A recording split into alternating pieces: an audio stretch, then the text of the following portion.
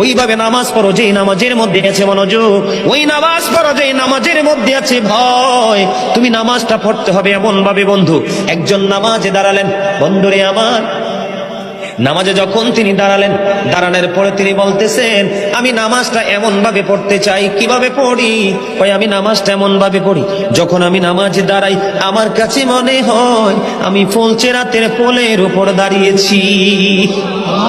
একটু যদি নড়বড় হয় আমি জাহান্নামে নিক্ষিপ্ত হব। তার মানে হলো আমি এতটাই মনোযোগের সাথে নামাজ পড়েছি যেন আমার নামাজটা বিন্দু পরিমাণ করে আংশিক ভাবে যেন অগ্রহণযোগ্য বলে আল্লাহর কাছে গৃহীত না হয়।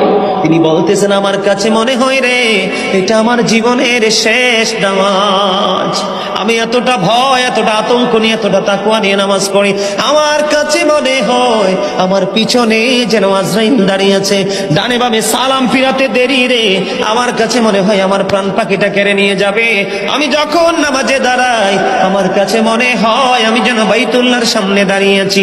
আমার কাছে মনে হয় আমার ডান দিকে জান্নাত অবস্থিত, বাম দিকে আমার জাহান্নাম অবস্থিত। এমন তাকওয়া ভয় নিয়ে নামাজে দাঁড়াই, আর ওই নামাজের জন্যই রয়েছে বড় সফলতা। বলুন না সুবহানাল্লাহ।